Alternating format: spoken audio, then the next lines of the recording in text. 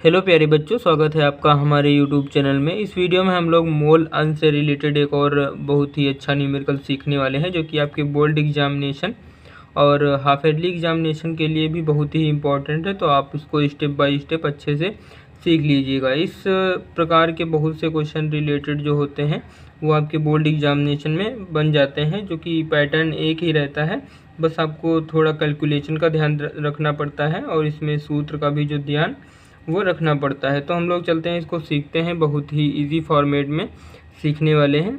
Video को start करने से पहले मैं आपसे छोटी सी रिक्वेस्ट करना चाहता हूं, अगर आप हमारे चैनल पर नए हैं तो चैनल को सब्सक्राइब कर लीजिएगा और इस वीडियो को ज़्यादा से ज़्यादा अपने फ्रेंड्स में भी शेयर करिएगा, ताकि उनको भी कुछ प्रॉफिट हो सके आपकी वजह से। चलते हैं हम लोग क्वेश्चन को देखते हैं। क्वेश्चन में आप देख सकते हैं हमको दिया गया है एथिलीन ग्लाइकॉल है, जो कि सूत्र होता है जिसका C2H6O2 के मोल अंश की हमको गणना करनी है। हमको दिया गया है यदि विलयन में C2H6O2 यानी एथिलीन ग्लाइकॉल का 20% द्रव्यमान उपस्थित हो, तो यहाँ पर जो प्रतिशत वाली मात्रा रहती है वो हमेशा जो है विलेय पदार्थ की रहती है। तो विलेय पदार्थ यहाँ पर क्या है? एथिलीन ग्लाइकॉल है, जिसमें जो इसमें विलायक रहेगा वो जल रहेगा। और मैं सभी वीडियो में आपको बताता हूँ कि जो जल होता है वो सार्वत्रिक विलायक होता है, उसको हम सार्वत्रिक विलायक के रूप में ही रखते हैं। तो यहाँ पर एथिलीन ग्लाइकॉल का जो द्रव्यमान रहेगा वो 20 हो जाएगा और इसकी सहायता से हम संपूर्ण विलयन को मानकर चलते हैं कि 100 ग्राम होगा। तो अगर हम इस 20 को 100 से माइनस कर दें तो 80 बचेगा। जो 80 होगा वो हमारे विलायक पदार्थ के द्रव्यमान होगा। तो हम चलते हैं, लिखते हैं। पहले इसको सिस्टमेटिक लिख लेते हैं, उसके बाद आपको मैं बताता हूँ। तो आप देख सकते हैं कि यहाँ पर विलयन में विलेय पदार्थ यानी विलेय पदार्थ जो है C2H6O2 है, जिसको हम लोग एथिलीन ग्लाइकॉल बोलते हैं, का द्रव्यमान जो होगा वो 20 ग्राम होगा। तो यहाँ पर जो प्रतिशत वाली मात्रा होती है वो विलेय पदार्थ की द्रव्यमान हो जाता है। तो 20 ग्राम ये हो जाएगा एथिलीन ग्लाइकॉल का द्रव्यमान। अब हमें विलेय पदार्थ यानी एथिलीन ग्लाइकॉल जो है उसके अणुभार की आवश्यकता होगी, तो जो कि मोल अंश निकालने के लिए तो हम इसका अणुभार निकाल लेते हैं। हम जानते हैं कि कार्बन जो होता है उसका परमाणु भार होता है 12।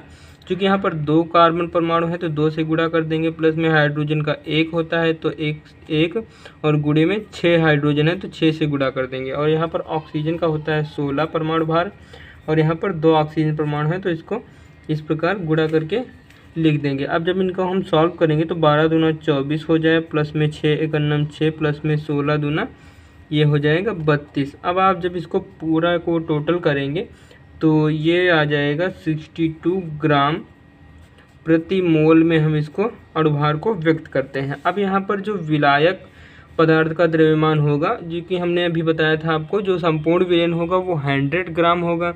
100 ग्राम से हम जानते हैं विलयन जो होता है 2 पदार्थों से मिलकर बना होता है, एक विलेय होता है, दूसरा विलायक।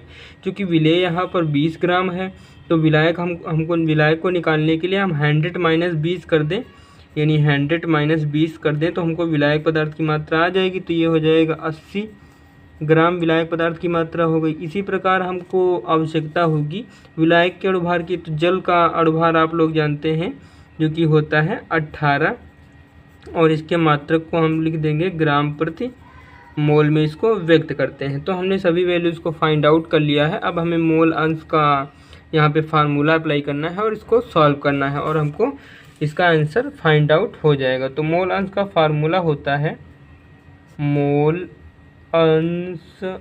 अंश अगर आप विलेय पदार्थ के लिए निकाल रहे हैं तो XA से प्रेजेंट कर देंगे और विलायक के लिए निकाल रहे हैं तो XB से प्रेजेंट करेंगे। ये होता है मोल अंश is equal to small n upon में स्मॉल n प्लस में कैपिटल N होता है यहाँ पर, जो कि विलेय के लिए होता है। स्मॉल n और कैपिटल N को हम इस प्रकार तोड़ सकते हैं, स्मॉल w अपॉन में स्मॉल m अपॉन में स्मॉल w पूरे का बटे ये रहेगा, फिर स्मॉल w अपॉन में स्मॉल m प्लस में कैपिटल W अपॉन में कैपिटल M। इसको हम लोगों ने पहली वीडियोस में जिसमें मोल अंश की परिभाषा और सूत्र का डिस्कस किया है उसमें सब बताया है पूरा अच्छे से।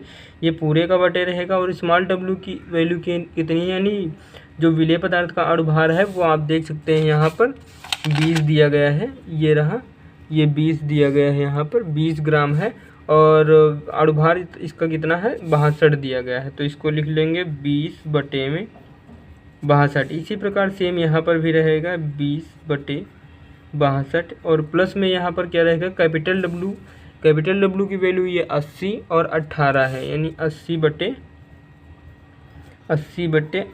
हो जाएगी। आप जब इसको कैंसिल करेंगे तो 2 एकन्नम 2 और ये 0 आ जाएगा, फिर 2 तिहाई 6, 2 एकन्नम 2 यानी 10/31। तो यहाँ पर भी हो जाएगा 10/31। यहाँ पर 2 से कैंसिल करेंगे तो 2 चाकू 8 और 0 और ये आ जाएगा 2 9 18। तो इसको अगले स्टेप में हम लोग लिख सकते हैं 10/31 अपॉन में 10/31 प्लस में 40 बटे में ये हो जाएगा 9। अब अगर हम इसी क्रम में इसको आगे सॉल्व करें तो इसको हम क्या लिख सकते हैं, हर में आप देखिएगा, इतने टर्म में आप देखिएगा। इसमें क्या कर सकते हैं, अगर हम नीचे लासा लें यानी ये पूरे का बटे हो गया, ऊपर ये गुणा होगा, कैंची गुणा होगा तो 10 9 ये हो जाएगा 90 प्लस में ये 31 का अगर 40 से हम लोग गुणा करें तो ये आ जाएगा 1240 और बटे में क्या रहेगा 31 गुणे 9 हो जाएगा। तो हम लोग इसको 9 गुणे में 31 लिख लेंगे, इसका गुणा नहीं करेंगे, इसको हम इसी प्रकार रहने देंगे। और ऊपर क्या चल रहा है ये 10/31 हो जाएगा। अब हम लोग ऊपर का जो है ये ऐड कर लेंगे टर्म, यानी 10/31 और अपॉन में ऊपर का जब हम लोग ऐड करेंगे इसको तो ये हो जाएगा 1330 हो जाएगा, यानी 1330 और बटे में नीचे वाला हम गुणा नहीं करेंगे, ये 9 गुणे में 31 ही इसको रहने देंगे। अब ये जो इतना टर्म है इसको हम जब ऊपर पलटेंगे तो ये कुछ इस प्रकार हो जाएगा। अगले स्टेप में देखिएगा आप लोग, ये हो जाएगा 10 और बटे में 31 गुणे में ये जो हर वाला है यानी ये इतना टर्म है ये ऊपर चला जाएगा इसके 10 के पास और ये 1330 है वो यहाँ पर आ जाएगा। तो ये हो जाएगा 9 गुणे में 31 और बटे में 1300 और ये 30। आप देख सकते हैं यहाँ पर 31 से 31 कैंसिल हो चुका है और एक 0 से ये 0 कैंसिल हो चुका है। तो अगले स्टेप में ये क्या हो जाएगा, ये 9 यहाँ पर कितना बचा 9 बचा और नीचे कितना बचा 133 बचा, यानी 133 बचा। तो हम यहाँ पर इसको जब भाग देंगे यानी 133 भागे हम लोग 9 करेंगे तो 9 छोटी संख्या है, यहाँ पर हम लोगों ने 0 बढ़ा लिया तब भी है छोटी, दशमलव लगाया फिर 0 1 बढ़ा दिया फिर ये 0 हो जाएगा।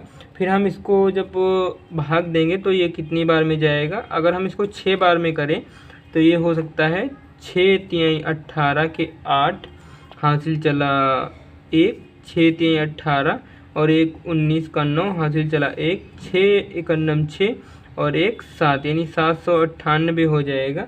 फिर हम इसको माइनस करेंगे तो 10 से 8 गया 2 बचा और इधर 9 से 9 गया 0 बचा और 8 से 1 गया 8 से 7 गया यहाँ पर 1 बचा, दशमलव लगा हम लोग 0 बढ़ा देंगे। फिर इसको 7 बार में हम लोग करेंगे तो 7 बार में क्या हो जाएगा, ये 7 बार में अगर करें तो 7 त्रिक 21 का 1 हासिल चला 2 और 7 त्रिक 21 22 23 का हो जाएगा 3 हासिल चला 2, 7 एकन्नम 7 2 9 हो जाएगा, ये 931 हो जाएगा। फिर आखिर में कितना बचेगा 89 बचेगा। चूँकि हम लोगों ने 3 डिजिट तक इसको सॉल्व कर लिया है तो हम इतना ही इसको रहने देंगे, जो कि इसको सॉल्व करने पर हमको जो मिलेगा वो यही मिलेगा, यानी 0.067 जो हो जाएगा ये इसका मोल प्रभाज हो जाएगा एथिलीन ग्लाइकॉल का। आई होप ये क्वेश्चन आपको अच्छे से क्लियर रहा होगा।